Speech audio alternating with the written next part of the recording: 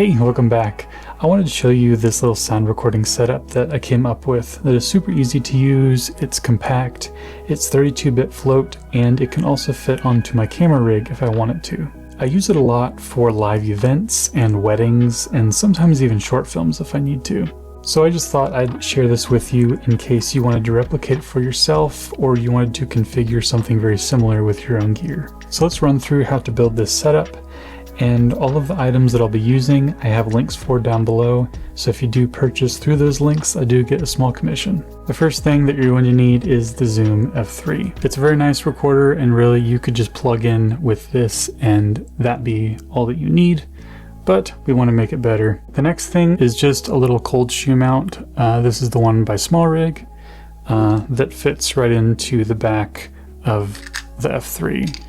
And now this is just a normal cold shoe mount, but they do make ones that have a little clicker lock thing on here so that once you put your whatever you're putting on into the cold shoe, it's not going to slip out. The next thing is this little phone mount by Nicey Rig. It is for a phone, but I like it for this battery.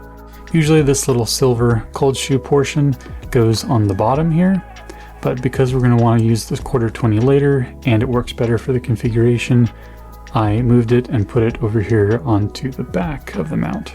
And now this will just slide into the cold shoe and you can tighten it. And then next is this little battery from Anker. Really any battery like this could work, but size-wise and configuration-wise, this one works the best for this. You'll put the battery in here into the phone mount and tighten it up. And then the USB-C port or cable that's built into the battery can go right into the USB port onto the F3.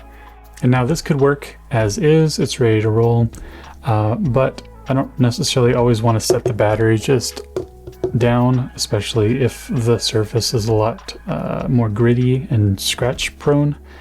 So the phone mount has a little Q20 mount on it. So I can take a little tripod with a ball head on it and screw it into the bottom of the phone mount. I can just set it down like so, and I'm ready to roll.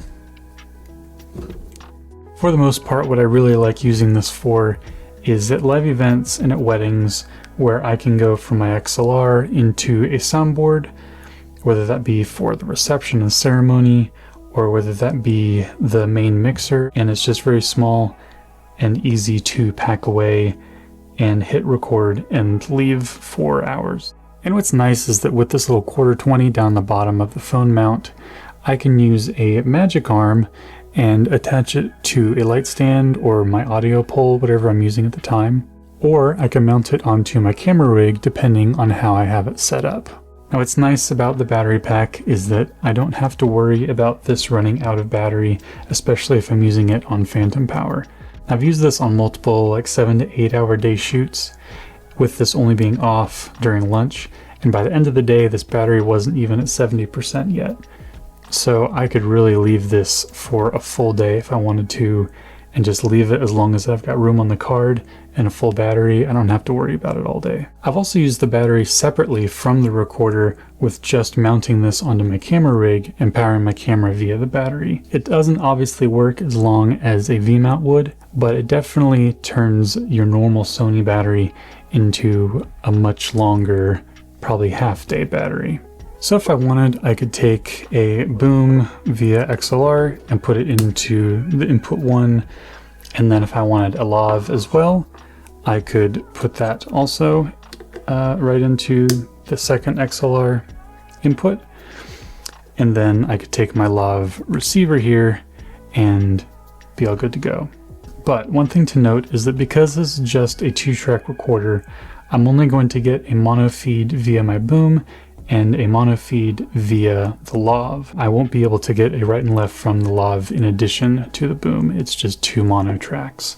If you're looking for a recorder that will take both XLR inputs as well as a stereo feed via the 3.5mm jack, the Deity DR4 is a really great device that is a little bit bigger and is more expensive, but it does allow you to do that, and it's all up to date, so it has 32-bit float as well. If you want more info on that, Curtis Judd has a really great video where he analyzes that recorder and then compares it to the Zoom F3 and other recorders in that same field.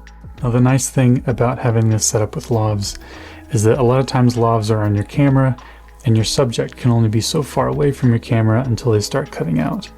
But with this device, if you know how far away your subject's going to be, you could put this at the halfway mark so that you can almost double your distance with the Lavs and then pull the feed from here later on.